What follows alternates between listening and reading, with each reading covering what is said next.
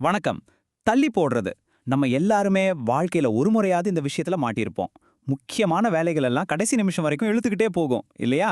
ஆனா கவலைப்படாதீங்க. இந்த பழக்கத்தை ஜெயிக்கிறதுக்கு நிரூபிக்கப்பட்ட 3 உளவியல் உத்திகளை பத்தி தான் நாம இன்னைக்கு விளக்கமா பார்க்க போறோம். நம்ம எல்லாருக்குமே இது நடந்திருக்கும். ஒரு பெரிய ப்ராஜெக்ட் இல்லனா ஒரு முக்கியமான எக்ஸாம் மனசுக்குள்ள அப்பாடா இன்னும் எவ்ளோ டைம் இருக்குன்னு ஒரு எண்ணம் வரும். ஆனா உண்மை என்ன தெரியுமா? அங்கதான் நம்ம முதல் தப்பையே பண்றோம். ஆமாங்க. இதுக்கு பின்னாடி இருக்கிற உளவியல் காரணம் உங்களை கொஞ்சம் ஆச்சரியப்படுத்தலாம். விஷயம் சோம்பேறித்தனம் கிடையாது. இது நாம நேரத்தை பார்க்குற விதத்துல இருக்கிற ஒரு சின்ன பிழை தான். நம்ம மூளை என்ன பண்ணுதுன்னா, எதிர்காலத்துல நமக்கு ஏகப்பட்ட நேரம் இருக்கும்னு ஒரு தப்பு கணக்கு போடுது. அதனால தான் இப்போ செய்ய வேண்டிய வேலைய அப்புறம் பார்த்துக்கலான்னு நமக்கு தோணுது. நாம பார்க்க போற இந்த உத்திகள்லாம் ஏதோ பொதுவான டிப்ஸ் கிடையாது.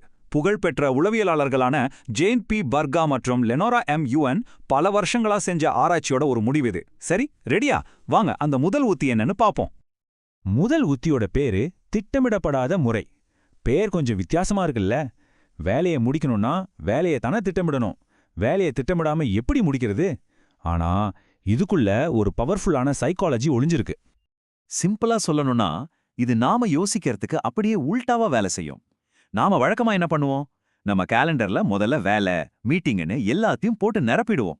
மிச்சம் இருக்கிற சின்ன சின்ன கேப்ல நம்ம சொந்த வாழ்க்கையை திணிப்போம். ஆனா இந்த முறை அது அப்படியே தலைகீழா மாத்தச் சொல்லுது.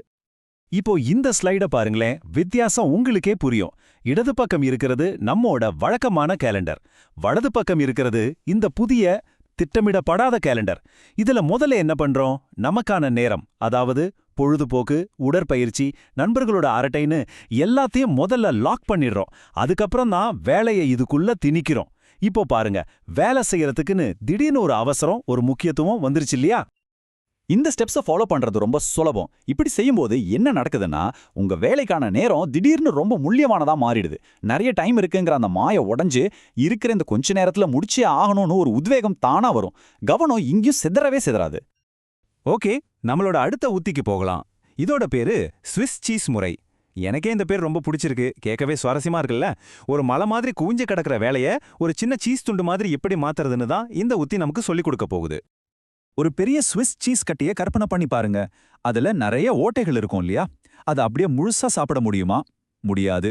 ஆனா அதுல இருக்கிற அந்த சின்ன சின்ன ஓட்டைகள் மாதிரி நாமளும் ஒரு பெரிய வேலையில சின்ன சின்ன ஓட்டைகளை போடலாம். அதாவது அந்த வேலைய குட்டி குட்டியா உடைச்சு கொஞ்சம் கொஞ்சமா முடிக்கலாம். அப்படி ஒரு துளை போட எவ்வளவு நேரம் ஆகும்னு நினைக்கிறீங்க? 1 மணி நேரமா? இல்ல 1/2 மணி நேரமா? அதெல்லாம் இல்லங்க, வெறும் 15 நிமிஷம். ஆமா, நீங்க கேட்டது சரிதான். வெறும் 15 நிமிஷம் தான். அந்த சின்ன ஆரம்பம் போதும், ஒரு பெரிய மலையை கூட நாம நகர்த்திடலாம். உதாரணத்துக்கு, இன்கம் டேக்ஸ் ஃபைல் பண்ணோன்னு வச்சுக்கலாம். கேட்கும் போதே தலை சுத்துது இல்லையா?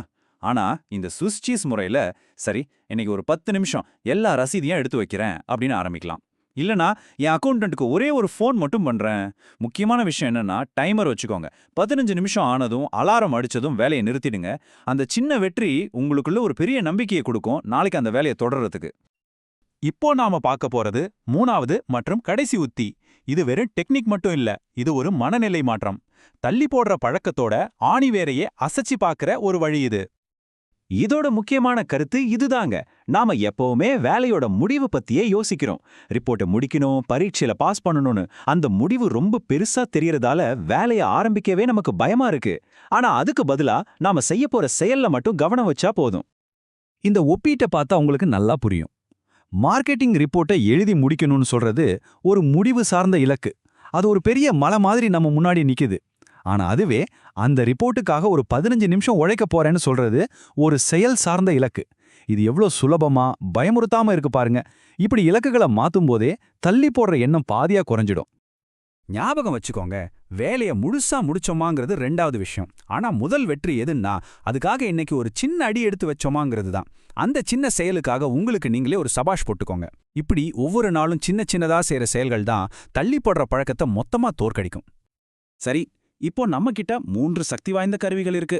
நேரத்தை மாத்தி யோசிக்க வைக்கிற திட்டமிடப்படாத முறை, பெரிய வேலையை உடைக்கிற ஸ்விஸ் சீஸ் முறை, நம்ம மனநிலையை மாத்திர செயல் சார்ந்த இலக்குகள். ஆனா இதையெல்லாம் தெரிஞ்சுக்கிறது மட்டும் போதாது இல்லையா? இதையெல்லாம் இப்போ நாம செயல்படுத்தி பார்க்கணும். அதனால இப்போ ஒரு நிமிஷம் யோசிங்க.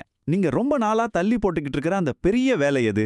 அதுல இப்போ இந்த நிமிஷமே ஒரு 5 நிமிஷத்துழ போட முடியுமா? அது ஒரு இமெயில் அனுப்புறதா இருக்கலாம், ஒரு ஃபோன் கால் பண்றதா இருக்கலாம், இல்ல வெறும் பேப்பர் எடுத்து வைக்கிறதா கூட இருக்கலாம். எதுவா இருந்தாலும் பரவாயில்ல. அந்த முதல் அடியை இப்போ எடுத்து வைங்க. ஏன்னா தள்ளி போடுறதை ஜெயிக்கிறதுக்கான பயணம் அந்த முதல் அடியிலிருந்து தான் தொடங்குது.